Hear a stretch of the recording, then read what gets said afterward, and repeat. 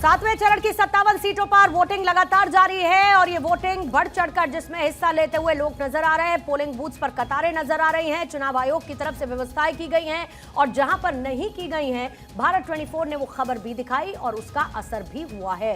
रमनीश जी अपनी बात पूरी कीजिएगा, फिर उसके बाद यश आपका काउंटर लूंगी। पूर्णिमा जी, मैं कहना चाह रहा था पहले चरण से लेकर 7वें चरण पे अब देखिए पायदान पे हम आ चुके हैं, लगभग अंतिम चरण। अब देखिए सबको पता है क्या निर्णय होने वाले हैं, सबको पता है कि क्या होने वाला है, सब कुछ दिख रहा है। 7वें चरण पे जब हम आ गए हैं तो जनता कैसे पता है रमनीश जी, कैसे पता है कि क्या होने वाला है?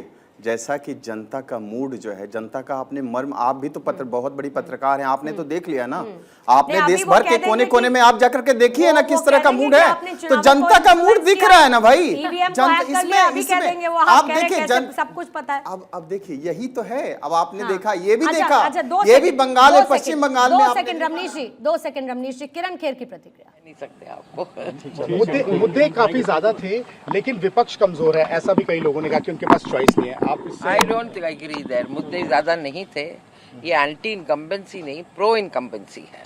That is what I feel. मुझे लगता है जितना काम मोदी सरकार ने देश में किया है आज तक तो किसी ने किया नहीं, तो बहुत अच्छा काम किया है, बहुत लोगों के लिए काम किया है और हर स्तर पे काम किया है। मुझे याद है जब कोरोना आया था, दिल्ली से लोग भाग भाग चंडीगढ़ आ रहे थे क्योंकि प्रधानमंत्री ने पहले से ही पैसों का ऐलान कर दिया था for oxygen, and Chandigarh was the only place which had complete oxygen. हमें उसकी कमी नहीं पड़ी क्योंकि हमने उसी वक्त वो उनकी हिदायत पूरी कर दी थी। ऐसे बहुत सारे टाइम थे जब हमने सबको राशन दिया, सब कुछ किया। तो मतलब ऐसा ये सब कहना बाद में बहुत आसान हो जाता है। It's not true. इतना काम करने के बाद भी, जैसे कि आपने बताया, अभी फिर भी टिकट नहीं मिली, तो उसमें नहीं, आपको पता नहीं, मैंने इतना बड़ा इंटरव्यू दिया टाइम्स नाउ को, टिकट नहीं मिली नहीं। 3 महीने पहले मैं खुद मना करके आई थी जो दिल्ली में, नड्डा जी को और अमित शाह जी को, और ये बात संजय टंडन जी को भी पता थी, मैंने उनसे 3 महीने पहले कही थी। और अब मैंने सुना है उन्होंने अपनी प्रेस वार्ता में भी कहा था, पता नहीं why you people didn't carry it, but मैंने तो खुद ही मना कर दिया था कि मैं नहीं लड़ूंगी, बिकॉज मैं 1 साल उपस्थित।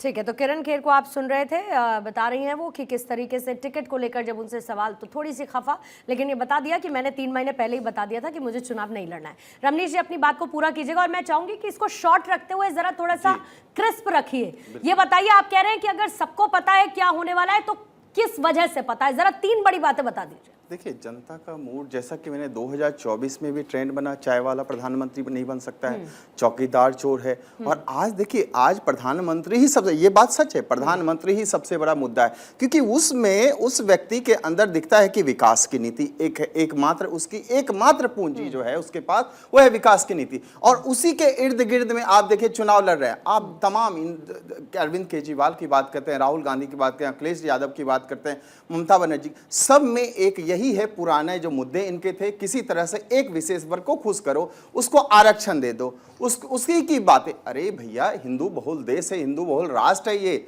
इस बात को आप स्वीकारना पड़ेगा, उसको आप दरकिनार नहीं कर सकते हैं। लेकिन आप बस वही एक घिसी पिटी मुद्दे को करके सामने लेकर के आते हैं देश के सामने, और एक विशेष वर्ग को खुश करने का प्रयास करते हैं। आप इसी का आप देखिए प्रतिफल आपको देखने को मिल रहा है कि प्रधानमंत्री जब आप ध्यान लगाने के लिए जाते हैं तो उसके पीछे पड़ जाते हैं। अरे आप लोग क्या चाहते हैं भैया, आप चाहते क्या हैं? ये चाहते हैं किसी भी तरह से जनता के का जो उसको है उसको कहीं ना कहीं भटकाना और कहीं से कहीं अपने सिंपैथी गेन करना। अरविंद केजरीवाल जी, आपको किस लिए जनता वोट करे? ताकि आप घोटाले करें, ताकि आप भ्रष्टाचार करें। आप अखिलेश भैया आपको क्यों वोट करें? ताकि आप टोटी चुरा करके लेके भाग जाए। और राहुल गांधी के पास क्या, आलू से सोना निकालेंगे? आप यही करेंगे ना।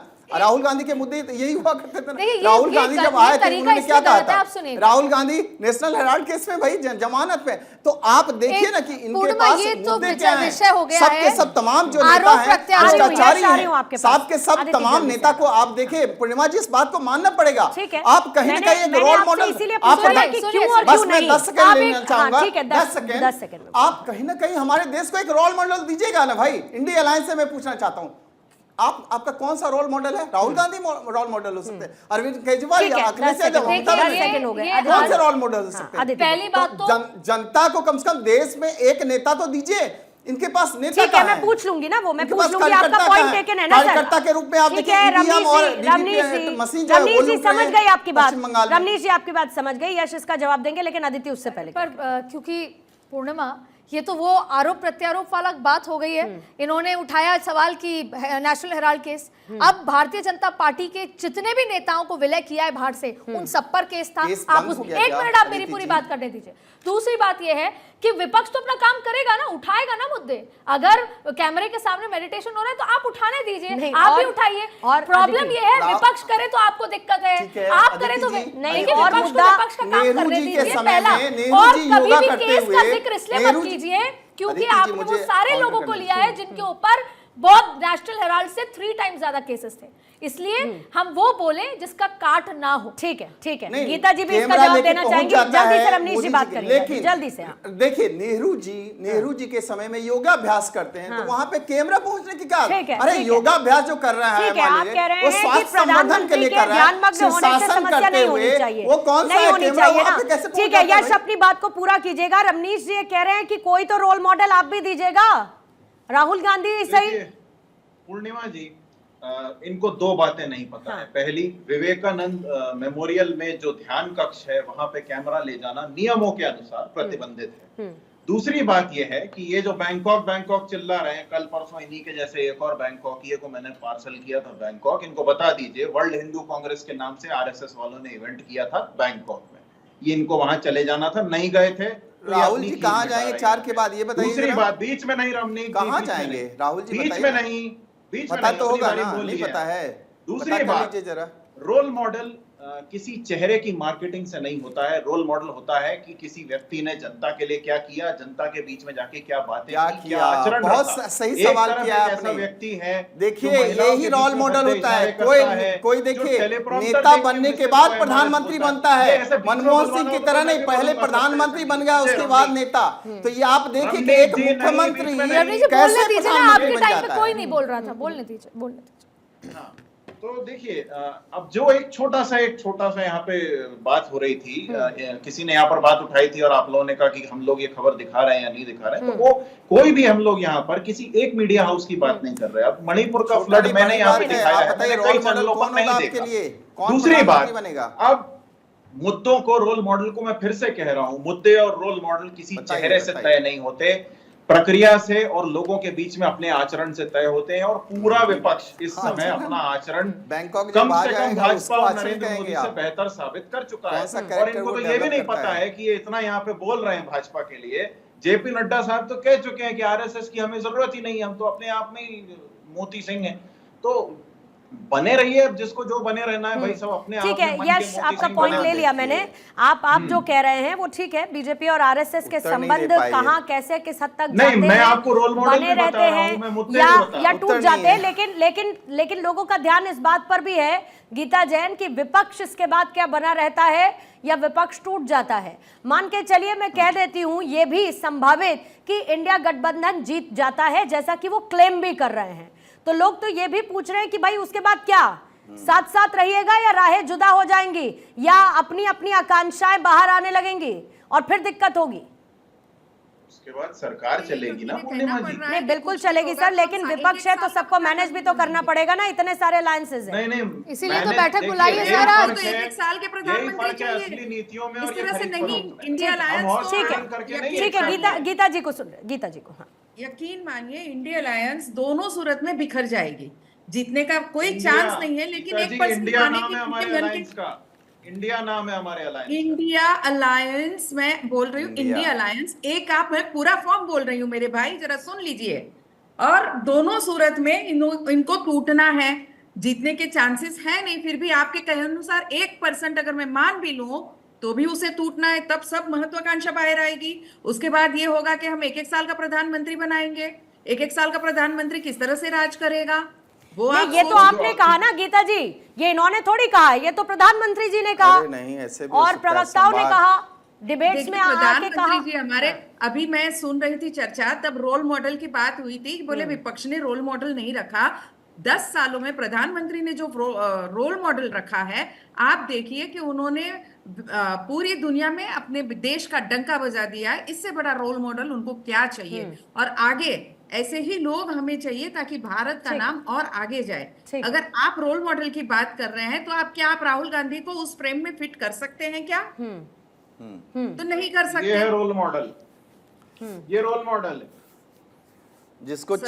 जिसको हार्मोनी चाइना में दिखता है, जिसने पूरे दुनिया में कोरोना फैला दिया चाइना ने, उसको हार्मोनी दिखता है चाइना में। वो राहुल गांधी जी को, राहुल गांधी के लिए रोल मॉडल कौन हो सकता है? सी जिनपिंग।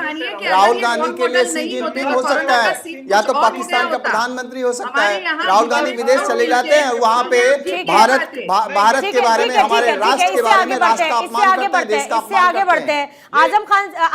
आजम साहब, ये तो अखिलेश यादव तो रोल मॉडल की रेस से बाहर हो गए एकदम। नहीं मैडम पूर्णिमा जी, हम लोगों के रोल मॉडल होंगे ये जो बैठे हैं राजनीतिक विश्लेषक, क्या नाम है? क्या नाम है इनका? टोटी चोर, याद है? वो अपना नाम नहीं बता रहे। रमनीश जी उनका नाम है। ऐसे लोग रोल मॉडल होंगे जो सच नहीं बोल सकते। अच्छा सुनने दीजिएगा, बहुत देर बाद गए रमनीश जी। और कोई रोल मॉडल की जरूरत नहीं है। ये मुद्दों पे टिके नहीं रहना चाहते हैं। टोटी चोर जनता मचाए शोर, टोटी चोर जनता मचाए शोर। और 4 जून को आप सब कहाँ होंगे वो जनता आपको तय कर देगी। जनता जो है ना, अच्छी तरीके से आपको तय करेगी कहाँ जाएंगे आप। ध्यान कर लेना चाहिए था। एक मजार पे जाएंगे चादर चढ़ाने, एक बैंकॉक में जाएंगे, जनता तय करेगी आपको।